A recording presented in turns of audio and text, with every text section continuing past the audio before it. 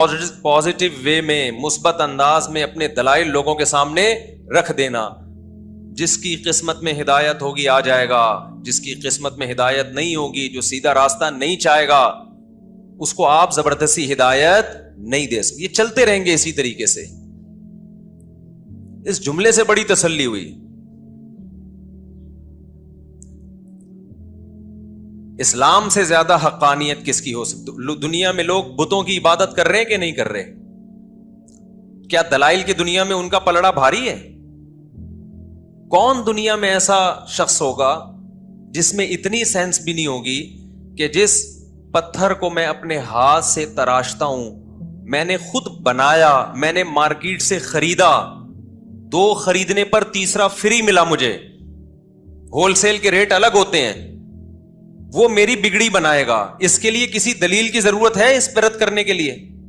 لیکن کیا بڑے بڑے ڈاکٹر، بڑے بڑے سائنٹسٹ، انجینئرز کیا بتوں کی عبادت نہیں کر رہے؟ بولو نا کیا ہو گیا میرے بھائی؟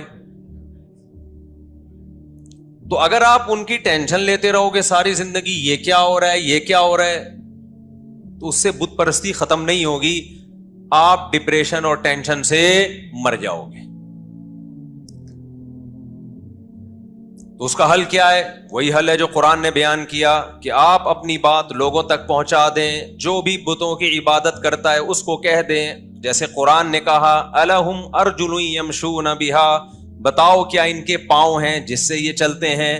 ام لہم اعین یبصرون بہا، بتاؤ کیا ان کی آنکھیں ہیں جس سے یہ دیکھتے ہیں؟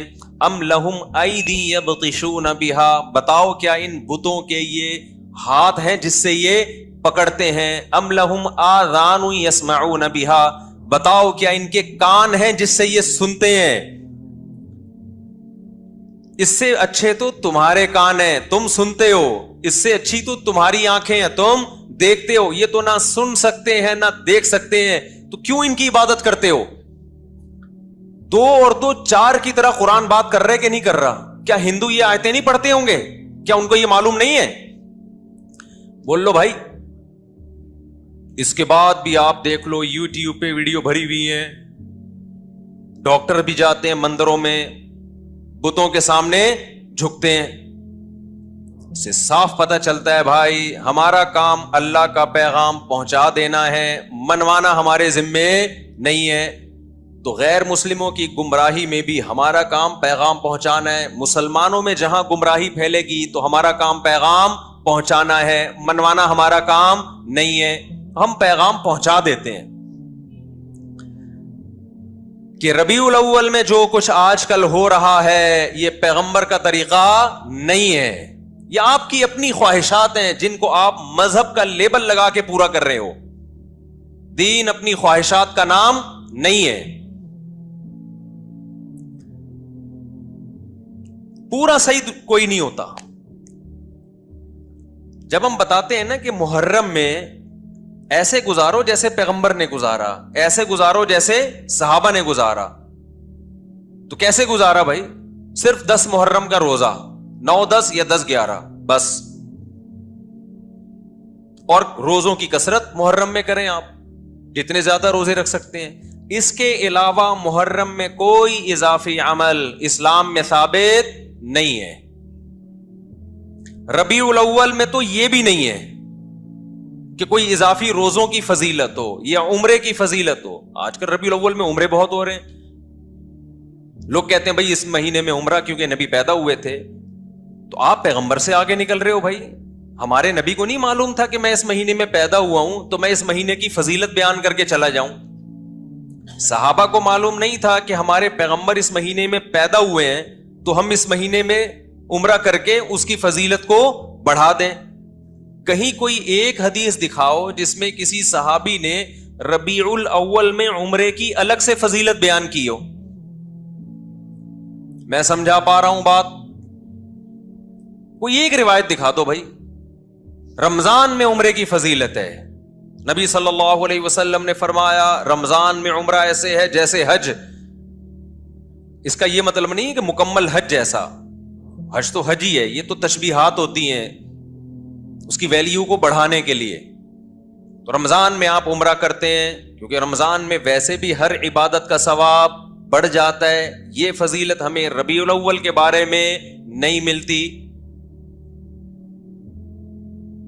تو کیوں اللہ اس کے رسول کی طرف نہیں آ جاتے؟ کیوں اس اسلام کو فالو نہیں کرتے جو 1400 سال پہلے آیا تھا؟ تو میں یہ عرض کر رہا تھا شیطان نے کیا کیا؟ وَزَيَّنَ لَهُمُ الشَّيْطَانُ أَعْمَالَهُمْ. شیطان برے اعمال کو کیا کرے گا؟ مزین. کل کوئی میرے سامنے کلپ آیا, اس کلپ میں کسی نے یہ کہا کہ غوث اعظم چاند پہ پہنچے تھے. اللہ عالم کسی کے پاس رپورٹ آئی ہوگی. اچھا, بہت سے لوگوں نے الٹا سیدھا لکھا ہوا تھا, برا بھلا کہا ہوا تھا. کیا وہ کہہ رہا تھا کہ امریکہ تو بعد میں چاند پہ گیا ہے, غوث اعظم پہلے چلے گئے تھے. اچھا, نیچے سب ملے جلے کمنٹس آ رہے تھے نا. ایک نے بڑا اچھا کمنٹ کیا, اس نے کہا اگر کوئی غیر مسلم بھائی یہ کلپ دیکھ رہے ہیں تو خدا را اسلام کو برا نہ سمجھیں, یہ جھوٹی خبر ہے. سمجھ رہے ہیں نا؟ یعنی اس بندے کو یہ خیال ہوا کہ یار یہ ہمارے آپس کے مسئلے ہیں, چاند پہ گئے تھے نہیں گئے تھے یہ رپورٹیں ہم کرتے رہیں گے, لیکن غیر مسلم جب یہ مذہبی اسکالر سے یہ بات سنے گا تو وہ کہے گا کہ یار یہ ہے اسلام. یہ اس پہ فخر کر رہے ہیں کہ انگریز ایک تو جا نہیں رہے چاند پہ, ہیں جانا تو ہم کو چاہیے تھا نا. کیا خیال, ایک تو جا نہیں رہے ہیں, اوپر سے عذر لنگ بدتر از لنگ, عذر ایسا پیش کر رہے ہیں کہ ہم تو پہلے جا چکے ہیں. تو اس نے یہ لکھا کہ غیر مسلم کو کہا کہ کوئی غیر مسلم بھائی یہ دیکھ رہے ہو تو یہ اوریجنل اسلام نہیں ہے. یہ بڑا اچھا کمنٹس کیا, مجھے اس سے بڑا سبق ملا. میں نے کہا یار ہم ربیع الاول میں محرم میں جو کچھ بھی کریں یار, آپ دل کھول کے حلوے بھی کھائیں, مانڈے بھی, اور ناچیں بھی, اور گائیں بھی, اور جو بھی کرنا ہے کرو. غیر مسلم کو بس یہ بتا دو یہ اوریجنل اسلام نہیں ہے, تاکہ وہ بدگمان نہ ہو. جب غیر مسلم محرم میں ہمیں ماتم کرتا ہوا دیکھے گا, خون بہاتا ہوا, وہ اس اسلام کی طرف مائل ہوگا؟ بولو نا. اس میں اٹریکشن, نماز کو دیکھ کے مائل ہوتا ہے, روزے کو دیکھ کے مائل ہوتا ہے, حج کو دیکھ کے مائل ہوتا ہے. لیکن محرم میں جو ہم خون بہا رہے ہیں, اپنا ہی خون بہا رہے ہیں, اس عمل کو دیکھ کے غیر مسلم ہماری طرف مائل نہیں ہو. جو کچھ ربیع الاول میں ہم کر رہے ہیں اس عمل کو دیکھ کے غیر مسلم اسلام کی طرف مائل نہیں ہوگا. تو آپ سب کچھ کرو لیکن ہندوؤں کو, سکھوں کو بتا دو کہ یہ سچی مچی کا اسلام نہیں ہے. سچی مچی والا اسلام وہ ہے جس میں رمضان کے روزے ہیں, جس میں پیر جمعرات کا روزہ ہے. مسلمان صبح اٹھتا ہے, سحری کے وقت میں کھاتا ہے اللہ کے لیے, سارا دن بھوکا پیاسا رہتا ہے. شام کو جب افطاری پہ دسترخوان پہ بھوک پیاس کے بعد کھانا رکھا ہوتا ہے اور اس کے منہ میں جب پہلا نوالا جاتا ہے تو پھر یہ دعا پڑھتا ہے ذهب الظما, پیاس چلی گئی, وابتلت العروق, رگیں تر ہو گئیں, وثبت الاجر انشاءاللہ, اور جس خدا کے لیے ہم نے بھوک پیاس برداشت کی ہے اس خدا نے ہمارے نام اعمال میں روزے کا اجر لکھ دیا ہے. غیر مسلم اس اسلام کو دیکھ کے متاثر ہوگا جس میں آپ ماں باپ کے قدموں میں جنت تلاش کر رہے ہوگے. غیر مسلم اس اسلام کو دیکھ کے متاثر ہوگا جس میں گرل فرینڈ کا بھنگی اور چماروں والے رشتوں کا کوئی تصور نہیں ہے, جس میں عورت سے وفائے بیوی بنا کے گھر لے کر آؤ, اس کو اس کی اولاد کے کفیل بن جاؤ. یہ ہے وہ پیارا اسلام جو کس نے دیا ہے؟ جو اللہ نے ہمیں دیا ہے, جس کو دیکھ کر لاکھوں کروڑوں غیر مسلم مسلمان ہوئے ہیں. اور جو اسلام کا رخ آج پیش کیا جا رہا ہے, دھرنے اور روڈ بلاک اور یہ سب, یہ والا اسلام کبھی بھی غیر مسلم اس کی طرف مائل نہیں ہوگا. تو جیسے اس نے غوث اعظم کی کوئی غیر مستند کرامت بیان کر دی نا, چاند پہ پہنچنے والی, جس کا کوئی ثبوت نہیں ہے, تو نیچے کسی نے کمنٹس کر دیے, کوئی غیر مسلم بھائی, اس نے کے الفاظ تھے, غیر مسلم بھائی کو میں یہ بتاتا چلوں یہ سچی مچی والا اسلام نہیں ہے.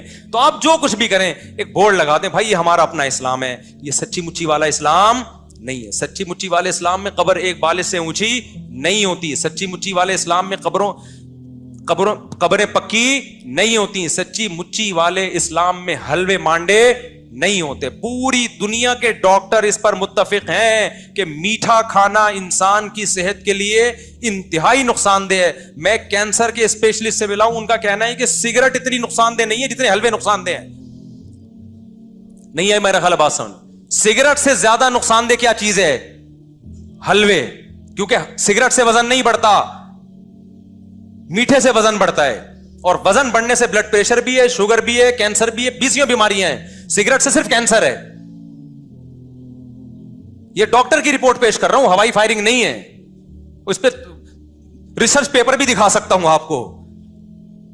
تو اسلام اس چیز کو کیسے پروموٹ کرے گا جس میں تیزے پہ بھی کھانا ہے, 40ویں پہ بھی کھانا ہے, 11ویں پہ بھی کھانا ہے, 13ویں پہ بھی کھانا ہے, اور جناب ربیع الاول پہ بھی کھانا ہے, 10 محرم کو حلیم کی دیگ ہے, ہر تھوڑے دن بعد کوئی نہ کوئی کھانے کا پروگرام چل رہا ہوتا ہے. اسلام میں صرف ایک کھانا ہے, 2 کھانے ہیں خاندانی. ایک بقرعید کا کھانا, اس میں بھی میٹھا نہیں ہے, اس میں کیا ہے, گوشت. ایک عید الفطر کا کھانا, اس میں میٹھا ہے لیکن بہت تھوڑا, کھجور کے چند دانے. اور ایک ولیمے کا کھانا ہے جو شادی کے بعد ہوتا ہے, جو بعض لوگوں کو 4 دفعہ نصیب ہوتا ہے. اس میں بھی گوشت ہے, میٹھا نہیں ہے. اس میں بھی اولم ولو بشاتن, نبی نے فرمایا ولیمہ کرو اگرچہ بکرے کے ذریعے کیوں نہ ہو, ایک بکری کیوں نہ ہو. اسلام ایسی خوراکوں کو پروموٹ ہی نہیں کرتا جسے کھا کے آپ چوڑے ہو جائیں. گوشت کھا کے چوڑا نہیں ہوتا آدمی, موٹا نہیں ہوتا, کاربوہائیڈریٹ کم ہے اس میں. اور آپ میٹھے کو فوکس کر رہے ہو, یہ والا کہ میرے پاس تو مٹھائی کے ڈبے لا کے نا لوگوں نے, جو آ رہا ہے مٹھائی کا ڈبہ لے کے آ رہا ہے گفٹ میں. میں پہلے گھر میں دیتا تھا, بچے کھاتے تھے, اب میں نے گھر میں دینا بھی چھوڑ دیا. میں نے کہا میں اپنے بچوں کو کیوں تباہ کروں اپنے ہاتھوں سے یار, لڈو کھا کے لڈو جیسے بن جائیں گے وہ. ہم نے اپنے بچوں کو فوکس کیا, انڈے کھاؤ, گوشت کھاؤ, دودھ پیو.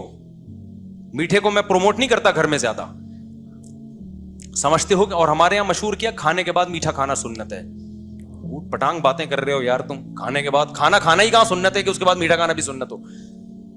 تو جو قدرتی طور پر موٹے ہوتے ہیں وہ تو بڑے بڑے بزرگان دین ہیں, وہ تو قدرت کی طرف سے. بعض صحابہ کا جسم بھی بھاری تھا, لیکن خوب سمجھ لو کھا کے جو موٹا ہو رہا ہے, اللہ اس کے رسول صلی اللہ علیہ وسلم کو وہ پسند نہیں ہے. صحیح حدیث, آپ نے ایک شخص کو دیکھا جن کا پیٹ نکلا ہوا تھا, بھاری جسم تھا, آپ نے فرمایا لو کان ہادا فی غیری ہادا لکان خیرا, او کما قال صلی اللہ علیہ وسلم. فرمایا جو خوراک تم نے کھائی ہے نا, جو پیسہ خرچ کیا ہے, کسی اور جگہ پہ خرچ کرتے تو اچھا تھا. تو اس لیے میرے بھائی خدا کے لیے اسلام کو بدنام بولو مت کرو. روزے رکھو, تہجد پڑھو, کم کھاؤ, بھاگو دوڑو. صحابہ کرام کی جو ایکٹیویٹیز تھیں وہ یہی تھی. صدقہ خیرات کرو چھپ چھپ کے, دیگوں کو فوکس مت کرو. دیگ سے غریب کو فائدہ نہیں ہوتا, دیگ جیسا ہو جائے گا وہ غریب بھی, اس کے پاس تو علاج کے پیسے بھی نہیں ہیں. چپکے سے لے جا کے غریب کو صدقہ کر دیا کرو. ایسے دائیں ہاتھ سے دو, بائیں کو بھی پتہ نہ چلے. اس کو بولو بھائی یہ پیسے ہیں, اب تیری جو ضرورت ہے اس سے پوری کر لے. اور اگر وہ کہے مجھے کھانا ہی چاہیے تو دیگ کے بجائے گھر میں راشن ڈلوا دو. کیا کر لو, چپکے سے لے جا کے راشن ڈلوا دو اس کے گھر میں. دکھا کے بھی ڈلوا سکتے ہو تاکہ لوگوں کو ترغیب ہو, لیکن راشن ڈلواؤ, پیسے دو. بکروں کو فوکس مت کرو, دیگوں کو فوکس مت کرو. اللہ دیگ بننے سے پہلے ہمیں ان باتوں کو سمجھنے کی, تو یعنی اس سے پہلے کہ ہم خود دیگ جیسے بن جائیں, اللہ ہمیں ان باتوں کو سمجھنے کی توفیق عطا فرمائے.